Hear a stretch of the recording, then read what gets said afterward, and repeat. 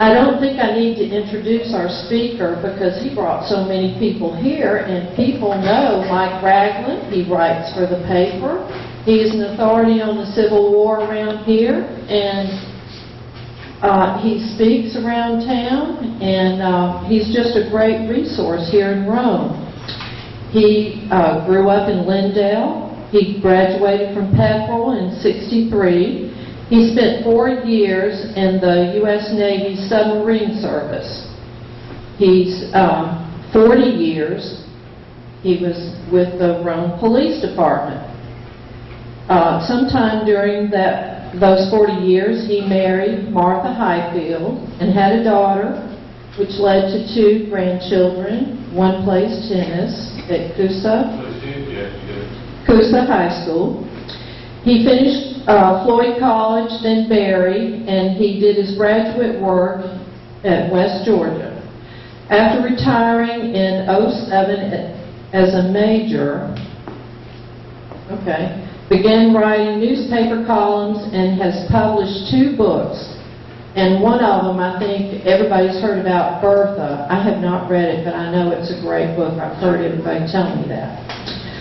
He's currently working on another book, a fiction book about the Cherokee in northeast Georgia. So anyway, I know we will enjoy seeing the pictures he's got for us and hearing about the genealogy of Broad Street in Rome. So let's give him a big welcome.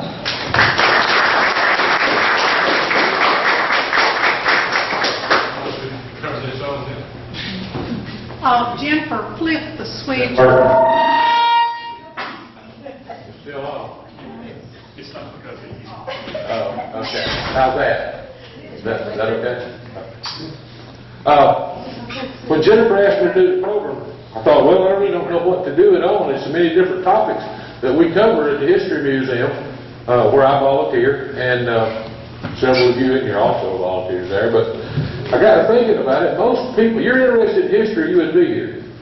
Most people that are interested in history also work on their family, and they like to read about their ancestors and their grandparents and their great-grandparents and where did I come from, and some maybe you don't want to find out on some of them, but we kind of interested in that. And then I saw where Russell and Johnny at the museum did a slideshow, I don't know, a couple of months ago. And I got to thinking about it, and it was, I thought about the Broad Street has its own genealogy. Now, if you're from Shannon, it's like I'm from Lindale, whenever you went somewhere, we were in Panama City in the 50s, people say, where are you from? Everybody's from Rome.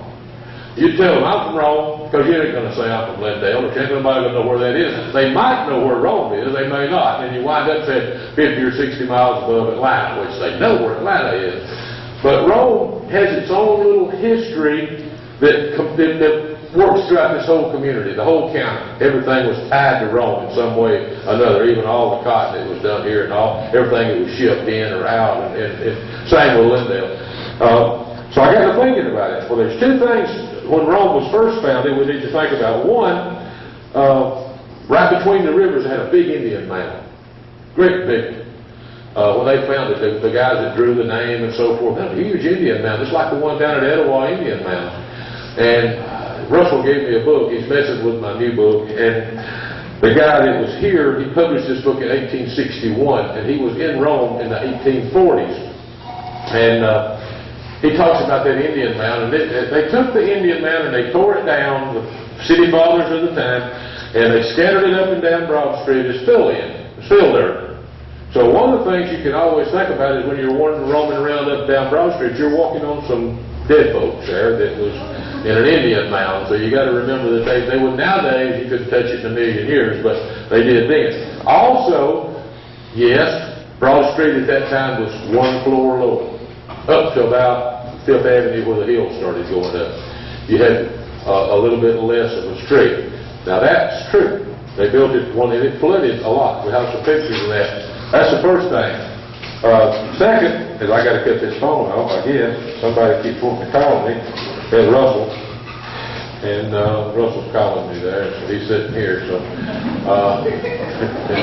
these phones ain't really as smart as they advertise them today. But One of the next things is a halfway of a myth. Yes, there are underground Rome buildings. You can come into the History Museum, and we're part of the tour that they do. You can go down in the basement, and we can show you where the walls were, where the windows were, where they're bricked up, where a lot of those things are.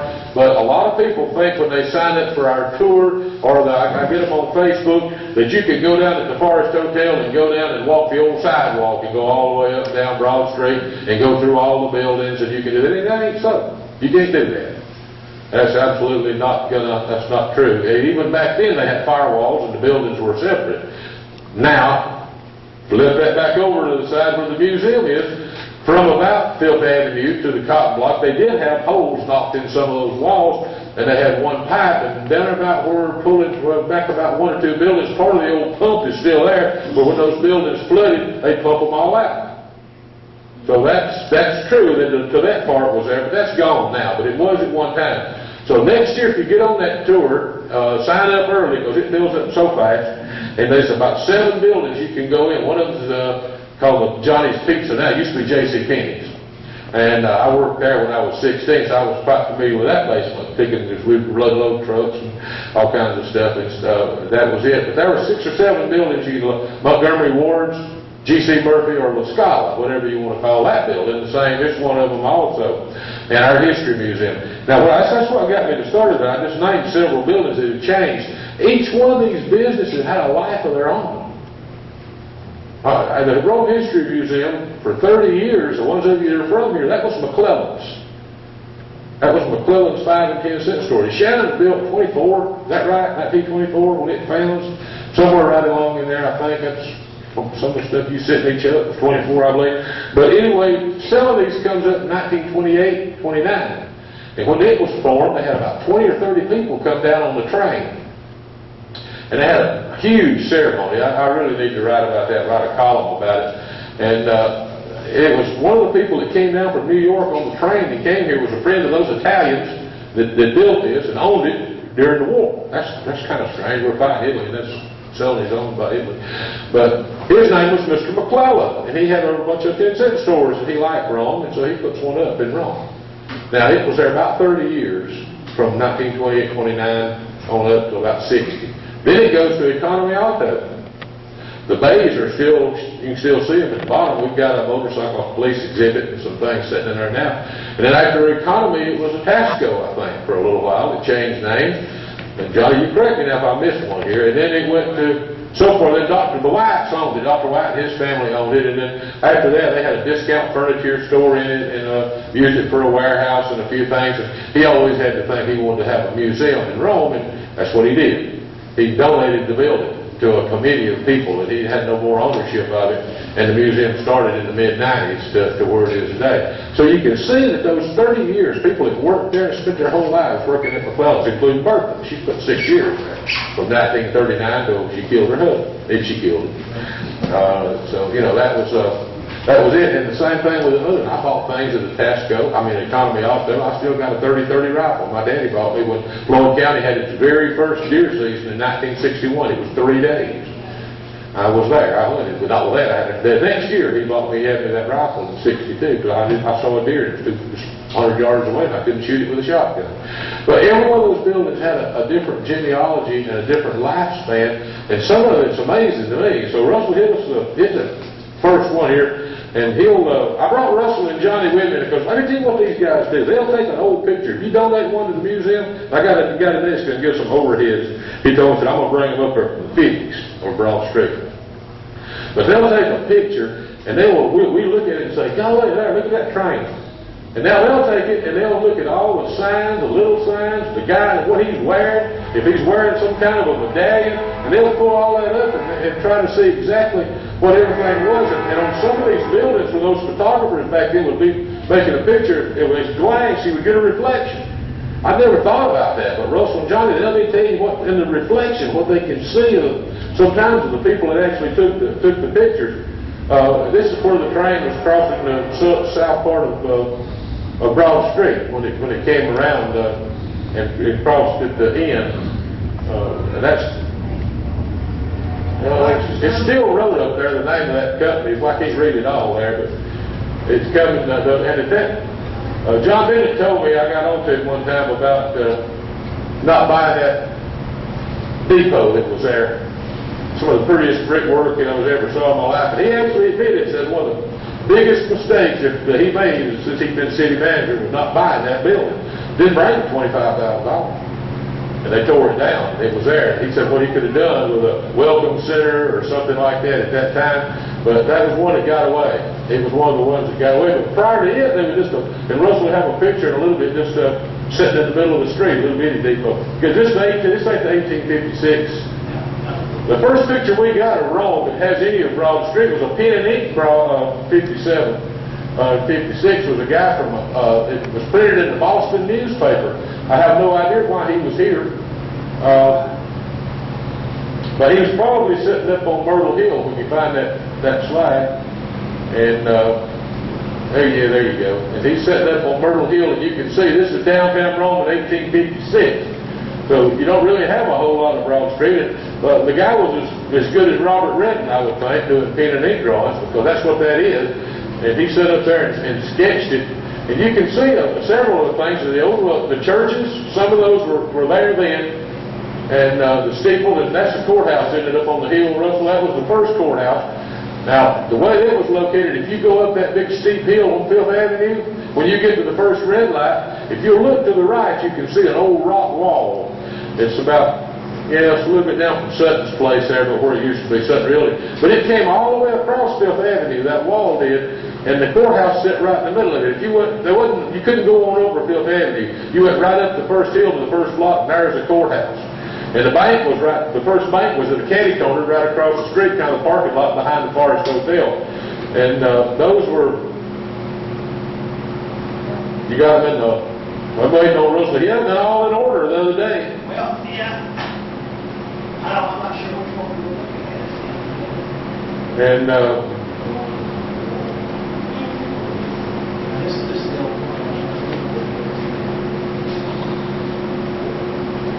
yeah, there it is. You see the wall, and part of that brickwork is still a little bit to the right that we kind of went up there and looked at. And that courthouse was the first one they had up until the one that we got, the old courthouse we call it now, was built. And when it was actually put up, you can still see it in there. There was, but where it was now, there was was owned by some Shropshires and the Bales. I'll see if I can go back to the original one that we showed there. Okay.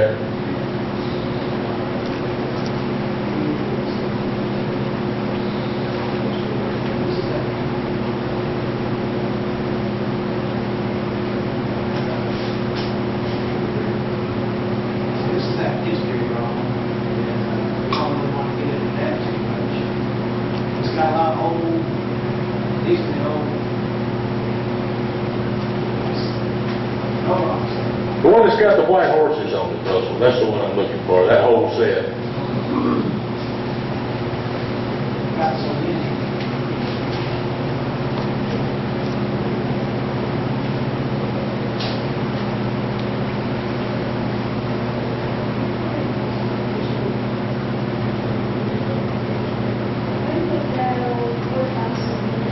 The one that we got there now, yeah. It did, when you went up the hill. That was the first courthouse when Rome was first built. This is 1834 when they first built it. Now, there's a theory, Daddy actually wrote about it in his history, that the first county seat was in Livingston, which is between Cave Springs and the Coosa River. And the theory was they took the old courthouse there that was a log cabin and actually floated it up the river and brought it up and used it until they built that first one. I don't know whether that's true or not. I mean, they say that, it gets close. I've heard people on both sides argue about it and say it was or it wasn't, so I really don't know. But this was the first one that was actually built where they held court and had a court thing. The Rome 1856 picture, now if you can go to the next one, Russell, just kind of keep them in order on that set. Bird's eye view from Myrtle Hill Cemetery. When this one was made, you see the city clock's already up there now. It's actually already got a clock in it. Well, that was done, I thought that was kind of an interesting, some good history. The tower was built by the Noble brothers. And after the war was over, they had a foundry right where Southeastern Mills is now. They made cannons for the Confederacy, but that's what they're kind of famous for. They really didn't make but about 70, and they really wasn't good cannons. They kind of had the iron they brought out of Cherokee County where the old Cornwall furnace is, and they would bring it and smelt it up there and make cannons. And the only way they could test those things was shoot them in the hill across the Kanawha River over there, and that's when they blow up, and they know about how to gauge them and judge them at that point in time. And they made about 70, and the Confederate government wasn't really happy with them. And so actually one of the nobles got to fight with an inspector in the place. But what they did make was mini balls. Now they were stepping them things out by the millions, and there wasn't nothing wrong with them. And the Confederate government was buying mini balls by the thousands from them. And also they had a bucket factory. You could not have a war in 1860 without buckets. Because your cannons had buckets, your wagons had buckets, your horses had to have buckets, you had to have buckets for everything. Buckets was big. That's one of the reasons that straight guy wanted to come here and knock off the noble people. And all. They were Pennsylvanians, too. They weren't even from soldiers. But when the war is over, they're still loaded. I think they didn't go broke. Anyway, so they built a water tower in 1871, 72, 5 or 6 years after the war is over, and they passed the bill themselves. One of the nobles is the mayor, and one of them is the fire chief, and another one's on the commission or the council or whatever they call it. They were pretty much had control of the city, which is good because they built that tower. You need to go on that tour also. The History Museum does it. They took the old water tower and opened it up. You can go in it, and they've got murals on the wall. People painted them of Rome, the history of it. It's a free tour. And Lee Barba does that. She's our director at the museum. It's well worth it, and it's 130-something steps to the top. And you just jump right on up and get a bird's eye view from the top of that. It goes round and round. Next. I'm sorry. I should have gotten together and gone to it. Well, I thought that, I was thinking that you had it same, okay. Well, just get me some Broad Street pictures, we'll go from building to building. It's, as you pop them up there, just some of the buildings that we can go through and look at some of them, those train pictures and the cotton block, they'll work. And, some of those buildings, now where is this one? That's right there. Right there, cotton block. Right, that's Bullet Building now?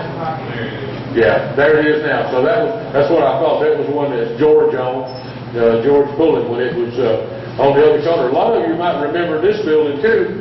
In the 50s and 60s, there was a gold bond stamp place, S&H red stamps. There were redeeming centers where you could go down there after you saved up all your little trade stamps, and you could go through and redeem them for a toaster or a coffee pot or whatever it was that you had enough stamps to get. And see, it's been raised, the street was brought up to that. The street was, you can see a part of how low it was. And the big flood was in the 1880s. And that's when they always had a steamboat that went up all the way up to 4th Avenue. It just went right up the river and come back. And that's when they kind of decided that we got to do something about the river and the street. Now, Lee Barba tells a story, and it's part of the history. This is what I think about it. Today, the county or the city government would say, okay, we're going to raise the street. And they would go in there and they'd fill it all in and they'd pave it and they'd make it look pretty, right? That's what they would do if they decided to vote to do it. But then, when they voted to raise the street, they passed an ordinance in the city that said, you raise the street in front of your building. And they gave them a deadline to do it. So if you owned a business on Broad Street, you had to bring it up wherever your building, halfway across the street. The other guys would get the other half, and you go. And for years, you'd go along Broad Street, and you'd go down the steps, and they hadn't raised it, and you'd go up steps to where this guy had raised his, and you go back down steps, and it took years before everybody got them all the way raised up and they got it level. But it was left up to the individual storekeeper to do it. He was mandated to do it, but they give them a time. And of course, there were some people that resisted that. There were some store owners that said, no, we don't want. And they were some of the last ones until they were actually forced or with a fine. You can see some of this is the old Masonic building. Navin Opera House was burned in 1919. I get them mixed up. And you can see the people as they heading up the street in their boats and doing a little float. And as you can imagine, if you owned the store then, you're ruined if you didn't get everything out of that first floor. as it went up the street. Nevin Opera House was a good story. It burned in 1919. And I like to tell a story about there's an alley that goes through there. It's called Opera House Alley. And when I was walking a beat downtown when I first started, there wasn't no lights in it, and it was dark. And you say, well, the police officer's not scared. Listen to me.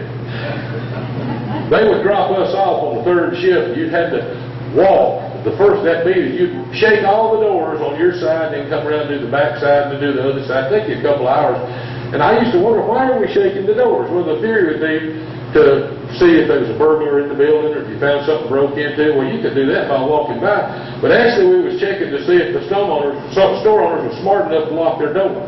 Or did they forget it? And we'd call them, tell them to come down there and do that. But one night I went through that Opera House alley. And I had a little strange experience. And I was talking to another police officer, an older guy later on. He said, well, that's probably Charlotte. I said, Charlotte who? And he gave me the last name and said, back in 1880s or 1890s, the Opera House had brought in a vaudeville act.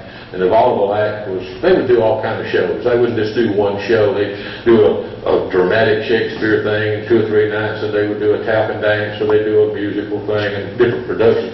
And she was staying between the rivers, or I think over at either Oakdean, off Second Avenue, some doctor, a lawyer, young girl. And she was late to the theater. This theory, and supposedly the driver or the doctor or lawyer, she was in the carriage, he either hit a bump, turned the curve, carriage turned over, she broke her neck, killed her. And she died, and the thought was she ran on to the Opera House. And so sometimes when you'd be walking through that alley, it'd be dark, and they wore taps for the stage. You could hear, when they were, some people, kind of a sound thing, kind of like an old radio program, and all the stage actors would wear those taps. You could be in that alley at 2 or 3 o'clock in the morning, and sometimes you could hear tap, tap, tap, tap, tap, tap, coming down through that alley. And you can feel a breeze go by. And that's what I did. And I thought, what was that? But anyway, from then on, I just go around the block. I didn't ever really believe in ghosts, but I would go around the block. But the fireman said in 1919, when it burned, they kept hearing somebody scream inside. And the firemen, some of them got come overcome by smoke, trying to go in there to find out who was trapped in the building. And they never, later on, going through the ruins, there wasn't anybody there. And I was told by one other historian that there was a stable in the back, which Russell and I couldn't find, and there's one across the street. But they said there was one in the back where obviously people parked their horses when they would go to the show, and they burned those horses up, and they were screaming so loud you could hear them all over town. So I don't know, but that was the Nevin Opera House, and it was really something. I mean, so all we got left is that alley where the stage actors and performers would go down and go in the back door and the stage entrance of that. Where it is, it's right next door where the old Lassie used to be. It was right next to it. That's another building that had a life in Rome. Now, where is this one? That's right across from the building we show where George Bullitt was, where the Georgia Alabama Steamboat Company is. Those are still wrote on the buildings down there. Some of the signs, and you look up at the top, wholesale, groceries. All that was on Broad Street. Everything was. And cotton, the guys would bring their cotton in, and there would be so many people. I wrote about that in Bertha. Had some pictures in there about there would be so many of these big cotton wagons that would bring their cotton in that you couldn't even move. They would have to sleep on their wagons. They'd just pile them into that cotton block, waiting for the broker or somebody to buy them the next day. And they'd be just, you couldn't move. The wagon, they just get in there waiting to sell their cotton, and they couldn't move. They're stuck. They'd just be stuck there until the cotton broker would buy it. When they would do that, one of the pictures that popped up a while ago, you got that one back on East First Avenue where it showed the train coming around. Remember where the old First Avenue theater was? Here, now he's coming across the street. Well, he would come on back on down where the theater was, the track behind Christie's Office Supply. Now, Christie's Office Supply is built K-corner. Right behind it, the train actually crossed First Avenue and went up in there where was a cotton warehouse, and they could load cotton into the train. They couldn't make a sharp turn, so it just made a kind of a turn, if you remember, right where Berry and Coal Company and then up was the First Avenue Theater, and they would bring that train in behind Christie's Office Supply. I went back there with him a couple of months ago, before Christmas, and look, and right across the other side of the track in that building was a warehouse. And they would store things there and load them up in the train. so it can be able to get in and out of that First Avenue. Part of the things that we really get back was where the railroad went down Glen Milner, and where Glen Milner's at now.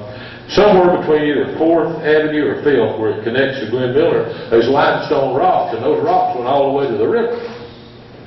So when they built the railroad, they had to dynamite all those rocks out as the Rome Railroad was being put in. And John Sevier in 1793 had a big fight with the Cherokees in downtown Rome. It was really his last campaign, and it was their last battle to contest the white guys. But after everybody left, the Cherokee didn't bury in mounds. They just stuffed them in caves or wherever and covered them up. And they absolutely must have had a lot of caves in those limestone rocks and cliffs, because when they started dynamiting those rocks out for the river there, they found tons of bones. It was probably, they figured, killed in those battles. So we had a lot of things there from that too. And at that point in time, there was no EPA or nothing to challenge any of that. I was just trying to find that place where on 2nd Avenue where I got it on the Well, just doesn't matter. Just get me another one.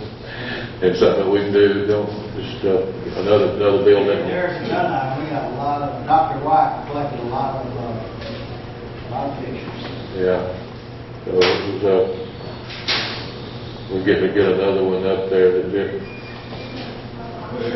Here you go.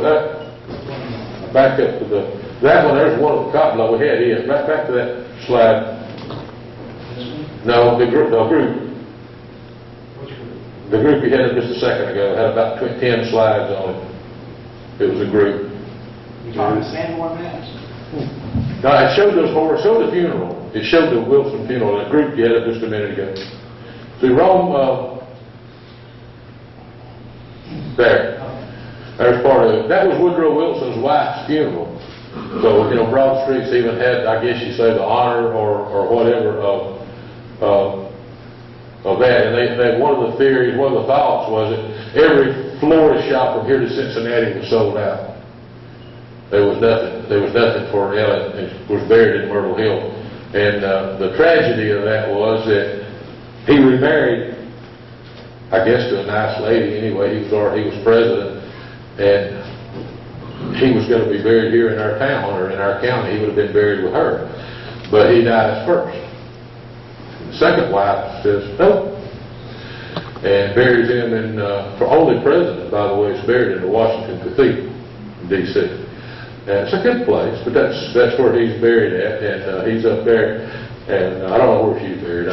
Warren Jones told me where he was. And anyway, they got a picture of every first lady in the White House. Now, he's married to Ellen for 25, 30 years or better.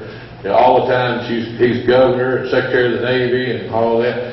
But anyway, the other wife is in the White House as being the first lady, the one he was married to for the last 4, 5, 6 years. And part of that time, he was, best we can figure, was the last couple of years, kind of like Reagan was. I think she kind of ran the country through him. I mean, he was pretty much had either dementia or Alzheimer's, and he wasn't completely gone, but she was, I think, doing a lot of talking for him, calling the shots or telling him what to say until he left out. But it was kind of, we would have a president buried here if he'd had his way and had to remarry this lady. And like I say, I think she was a very nice person, as far as I can tell she was. But it kind of stopped us. But there was a picture that we had of a stable that showed some horses, Johnny. What was that? I got it. And it was, it's where the partridge is. It was, see, and the partridge, that's another thing that's had several lives. The original partridge at Johnny Oak and Johnny Jacobs was in the parking lot of the National City Bank, which is what Wells Fargo now. It's had several different names. And he moves it when they're going to build a parking lot and they buy the building. So he moves it down to where, just hold it right there, where he was, where the Gordon Theater had been. So many of you here may have went to the Gordon Theater as a movie when you was a kid. I did. I always remember D. Franklin and his family, and a lot of them did stage shows there. I saw Max LaRue come through, I believe was there, and Cisco Kid came, and I saw some of those. Lone Ranger was here, but those would come through the Gordon Theater, and it had closed, and then Johnny buys it and turns it into the Partridge Restaurant. But the stage is still back in the back of that thing. I went back there right before Ricky and Shannon opened it up and looked at it, and it's all there, and they cleaned it all up. As a matter of fact, it's still in the back of the Partridge. And one of the things on top of the Partridge, you see, hold it right here. Whoa, back up. This was on top of the Gordon. It was kind of a neon thing, and it would go up. Well, Johnny took it down and when the First Avenue Theater closed up, it had a ball or a globe, and he took the globe and replaced this with the globe from the First Avenue Theater. So when you go down Broad Street now, you can look up and see the globe that's up there and say, well, that was on the part. No, it wasn't on the Gordon. It was on First Avenue Theater, which was down on Broad First Avenue. Was there for a long time also. Now, across the street was, okay, here's your livery stable, and Johnny, tell them what you found out. Because I remember you talking about the two horses that was here. I carried some slides up to a nursing home up in Calhoun, and after the slide presentation, I've seen them, gosh, I don't know how many times, but anyway, after the slide presentation, one of the men that was in the nursing home walked up to me and he said, my father furnished the white horses for Ms. Wilson's funeral. And I thought, they use white horses in funerals, they use black horses. Black horses in funerals. And sure enough, the next time I looked at the slides, there were white horses were pulling her hearse. Pulling her hearse. And I thought that was pretty neat. When Johnny told me that, that kind of stuck, because those are the kind of things that would kind of stick where the stable was. You can barely make out the holes.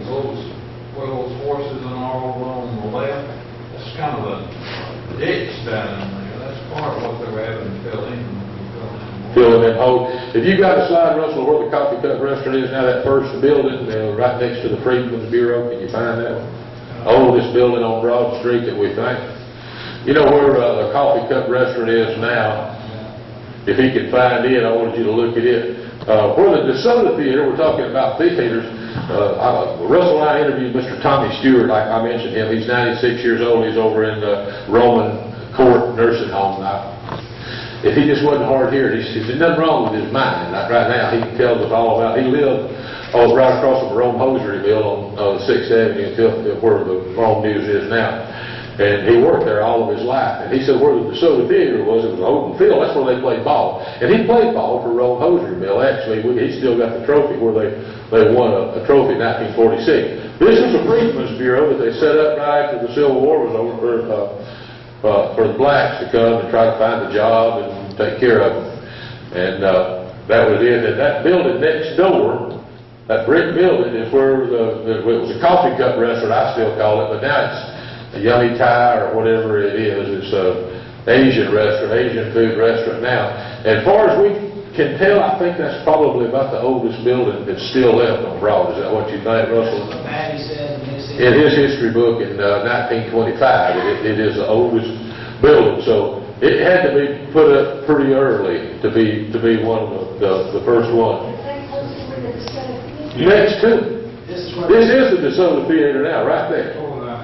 They tore that down. That was the Freedmen's Bureau in the 1860s, and you can still see how everything's jacked up from the street level, so the streets even moves later on. But the Lambs built the DeSoto Theater, and it had all kind of firsts. It was first air conditioned, probably building in Rome, and it had all kind of firsts for it.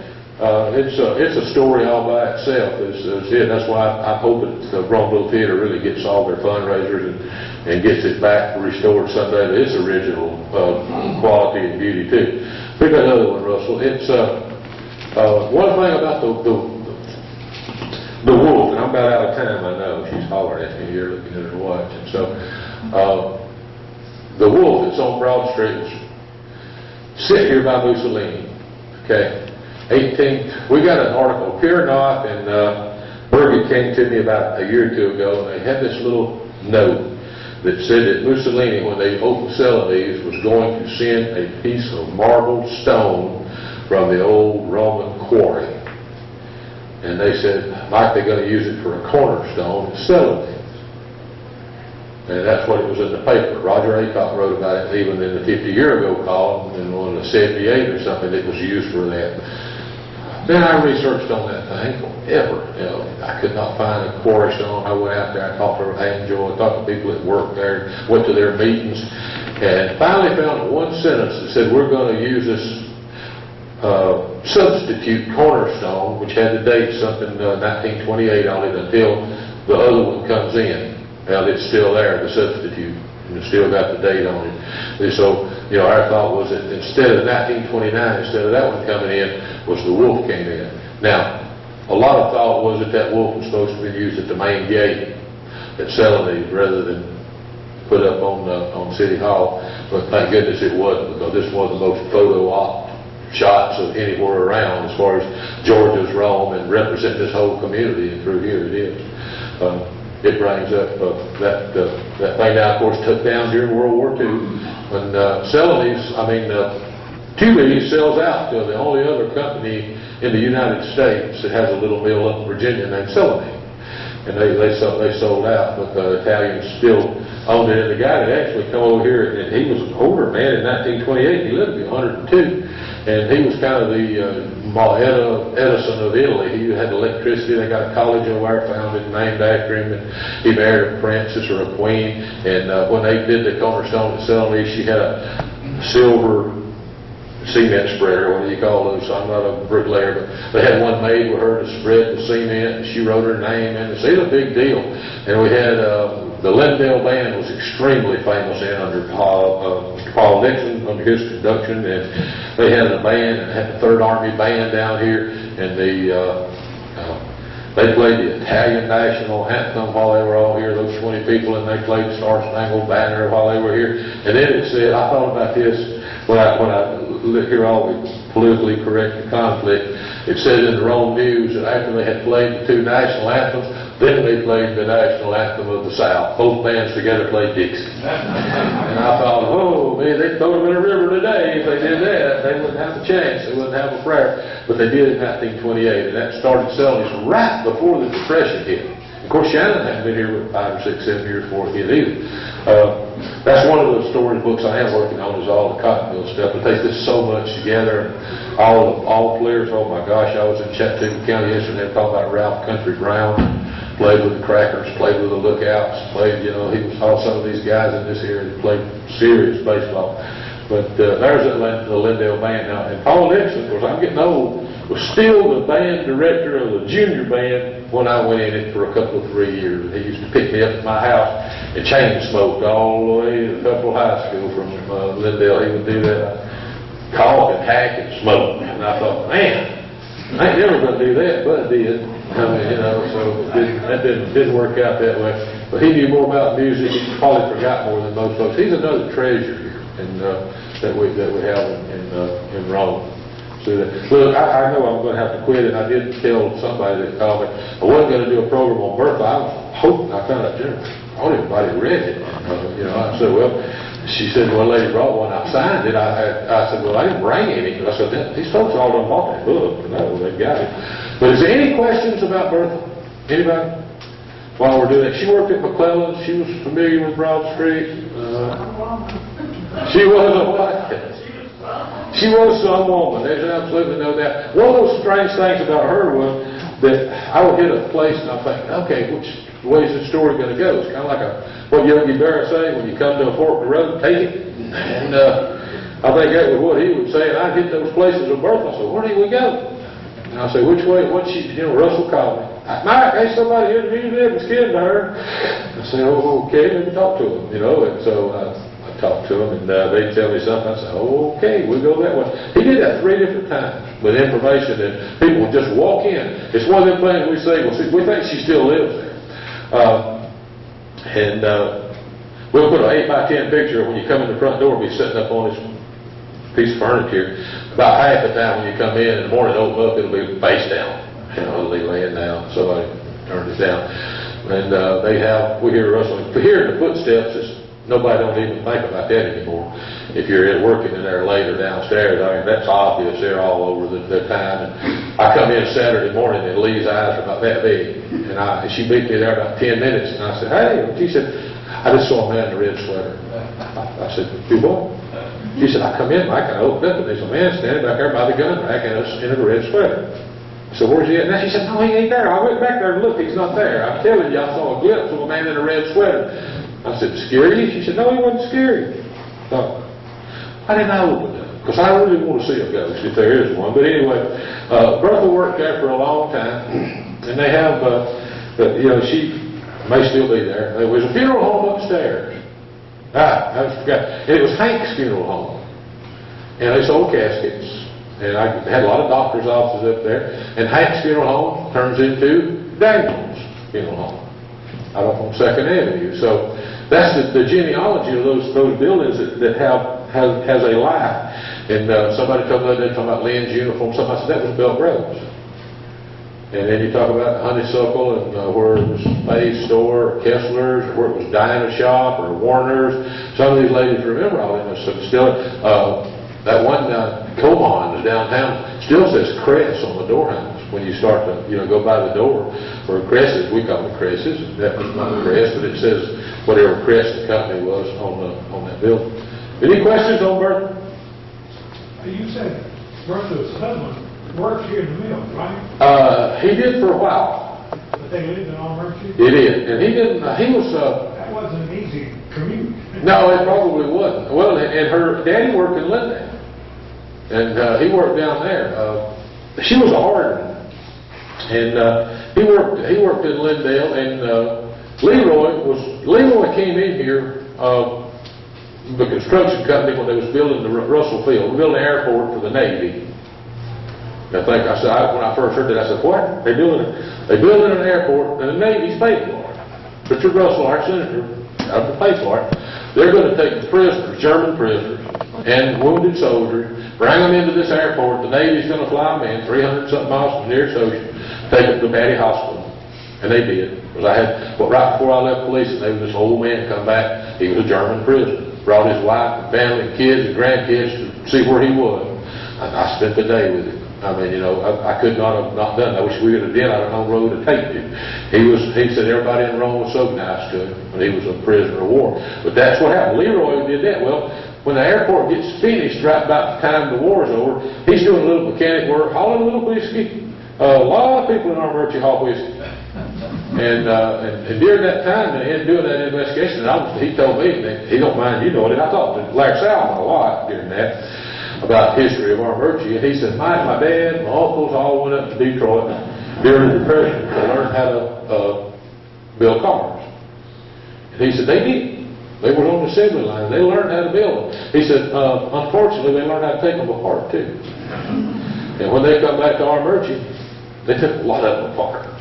And if you come down Albuquerque Creek, that's when I put that in Brooklyn about it being full like a parking lot where they'd strip them cars and push them off. And I ain't kidding. I did that in the 60s, and it was full of cars. About 25 and 30-year-old derelicts had been pushed into the creek. And they did a lot of that. And I talked to a young man who was a descendant of Harry's on 2nd Avenue who finally went to prison, I think, a little bit for that. And he said, I sat back in the back room and seen Bill stacked up 4 foot high.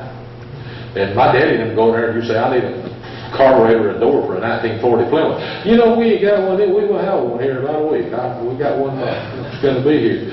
And those kind of things. It was World War II when everything was being rationed, and a lot of money to be made. But Albuquerque had a lot of really good folks over there, and then they had a lot on the other side. And Leroy worked in Shannon for a while. He was a machinist of some kind. Now, I don't actually know what he did here, but he probably wasn't here more than a year. But he was working here with some of the Cunningham boys and some other guys that lived over in the Coles. And I got some names somewhere, but they all worked. They ran around together. They were hoodlums. But anyway, he met his match in Miss Burton. That was now one of the things that he did do. It's not in the book, and I did not think it was after Russell found this information for me. I thought, well, I go back and add that, but how will it enhance or do anything to the story?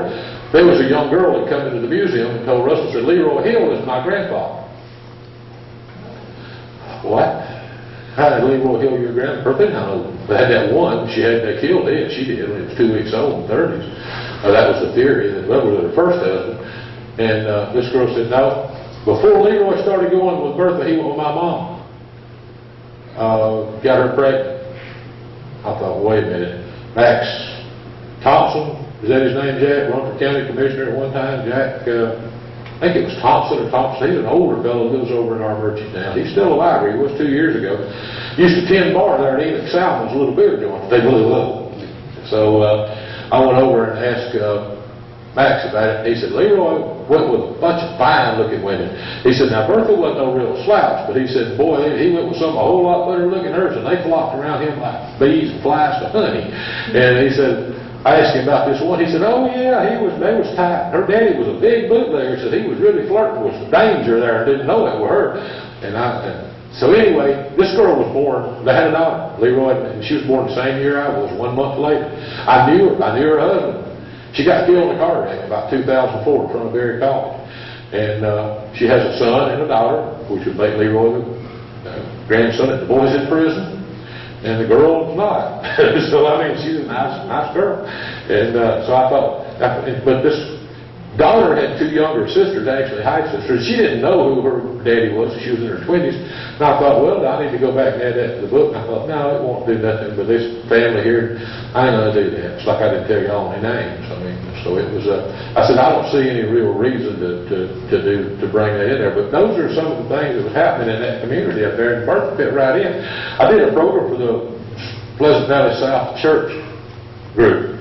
And some of those ladies in there knew her. I mean, she lived right next door. And so they said she had a car she drove and didn't have a door on the side half the time. You can see her running around Armurchie and part of it had a door on it.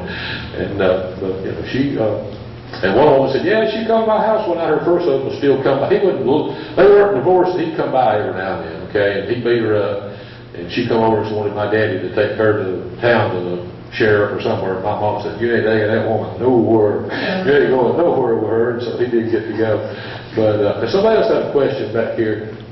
I saw on one of the slides the Yancey block. A what? Yancey? Yancey block. Where was that?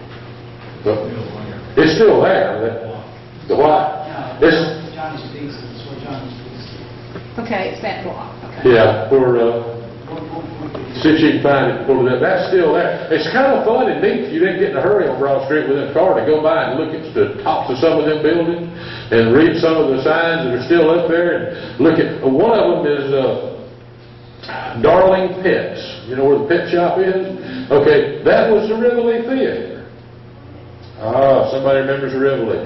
When I remember going to a couple of movies in the Rivoli, and the floor where people spill Coca-Colas and stuff, you put your stick all over it. I mean, Johnny talked about that. It was just sticky where they pour things in. They didn't clean it. And I said, I'm not going back in here. But it also was, before it was the Rivoli, it was another theater called the Elite.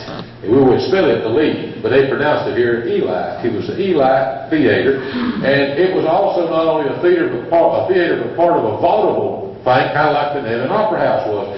And I'm too fat, but you take these skinny guys and rustle them.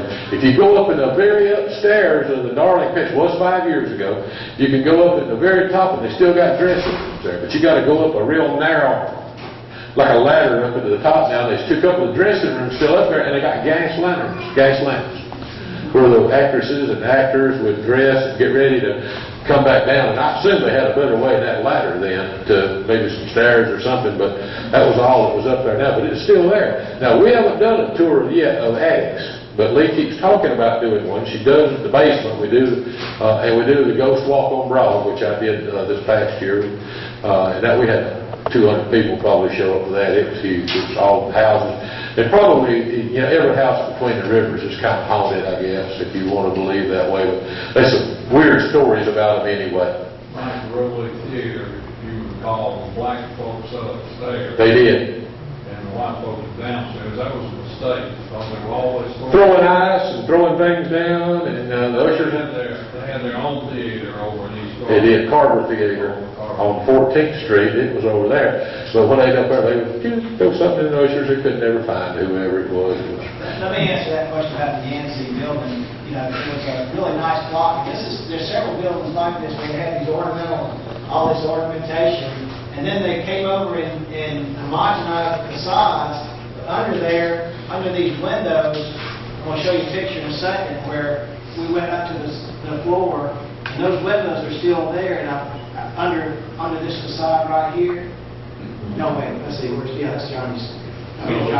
That's Johnny's right there. Under this facade right here, and this is where we were looking at it. You can still see those windows under there, and Bob Lumberg, who owns the building now where Johnny's New York Pizza is, says he's planning on opening up those windows once again and getting rid of that facade, so that would be kind of nice. They try to do that with the Partridge too. They having all kind of problems with the Downtown Development Authority with that.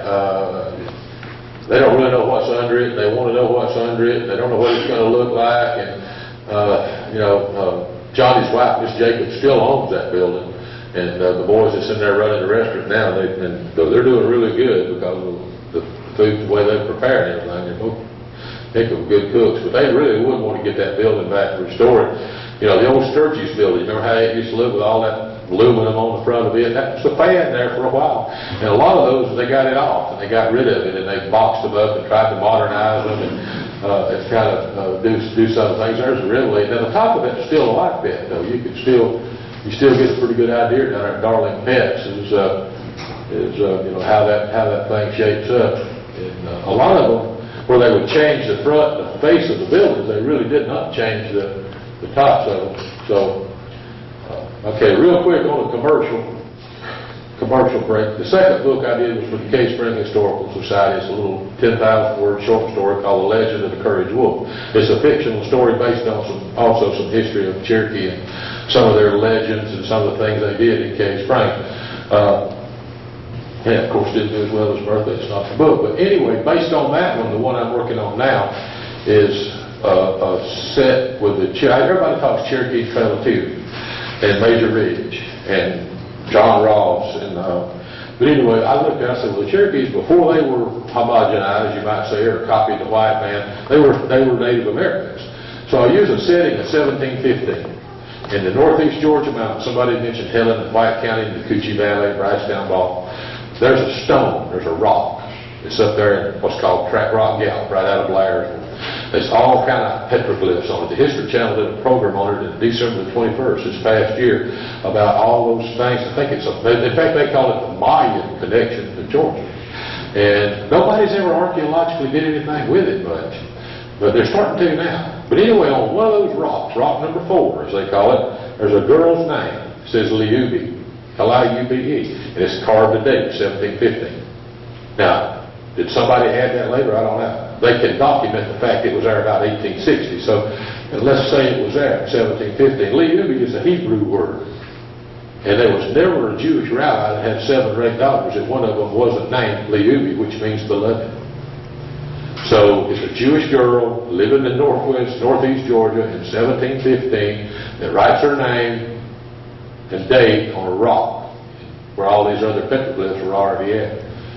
I looked at that, some of the archaeological things, the Mayan connection, and I thought, okay, I think there's a story here. And I started putting the story. It's a fictional story about that girl. I like women leads. I just found out that they do real well. And so I got 3 in this book. 2 of them strong, 2 women strong. One back in 1700, one today. And I got this poor guy who they bounce around like a ping pong ball and play them. And I don't like to tell stories from first person or saying, and then they went down to the river, and then they jumped in, and then they got out, and then they got on their horse. I like to say, let's go down to the river, and they're talking about it, and they go, and I like to do third person, what we call third person unlimited, like I did Bertha. You're there. You're a fly on the wall. You're taking dictation. As it happens, you're living it. And the only way I could do that was put a guy in time travel and send him back, which I did. I did that in the little Courage Wolf book, and I followed up on it, and I thought, well, it's not a prerequisite, but I do mention his name at the very end of that book. And he's kind of going to rescue this girl who's in danger back in 1750, although he don't really know why.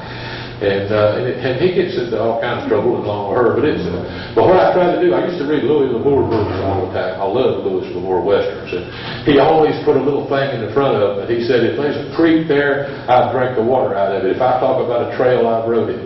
And I thought, well, I ain't done that, but that's how historically correct I want the setting. When I have my time traveler wake up, he's laying on something and he don't know what it is. It's chestnuts. There wasn't no chestnut blight in 1715. He's picking up chestnuts. He looks around and his pine tree's 4 foot thick. They ain't never even heard of salt, much less felt one.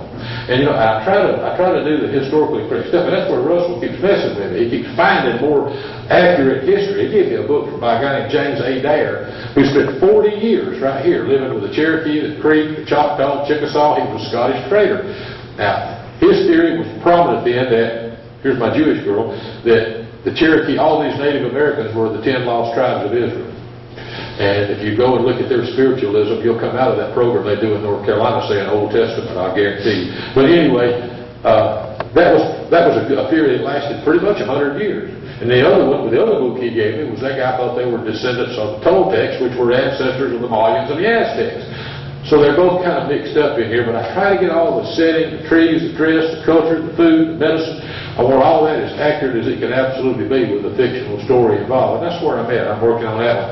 The second one that I've got laid out, and I was actually researching before Bertha, is a Civil War piece. It's Reconstruction from 1865 to about 1890, and based on the Johnson-Weaver feud. Now that happened from Galesville, Alabama, to right over in the Chattanooga. The Johnsons and the Weavers rode together, the cavalry in it, the war. I got ancestors in it, Russell did. And then after that, both of them were in the whiskey business, and after the war was over, they got into a little dispute. Everybody knows about the ones up in West Virginia, the McCoys and the Hatfields. There was 12 people killed in that Hatfield and McCoy feud. The Johnson-Weaver feud in Chattanooga County had one of the Weaver brothers was named Lafayette, and they just called him Fayette for short. He died in Oklahoma on his deathbed. Nobody knew who he was. And he confessed he killed 14 by himself in Chattanooga County. And his brother Francis was meaner than him. And another woman, Lee, they had a sister, burned the courthouse and sent her in summer. And then the Johnsons, and 4 boys, 1 girl. 3 of the boys was hung.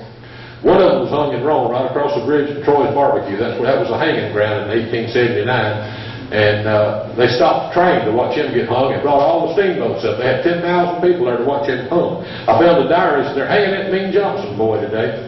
And he had asked them, they'd sentenced him to hang between 10 and 2. And he said, hang me at 11.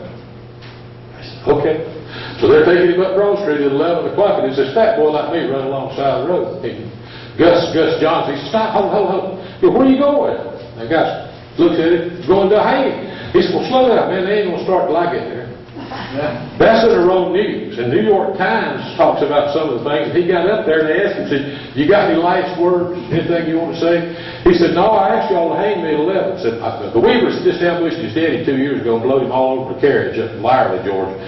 And he said, I promised my daddy I'd meet him in hell for lunch. And they said, well, we'll fix you right on up then. We'll send you on your way. And then he did say, well, I do need to say, I didn't kill but 4 people. That's all I've ever killed. And they thought, what? He said, I ain't counting blacks. I did that for entertainment. And this was all in the newspaper. The guy was, was printed up. So it's going to be a different kind of book to read, but it'd be nice for me to get it out by Christmas. But I got to get through my Indian book first. I've done my commercial, Jennifer. I hope you done. Thank you.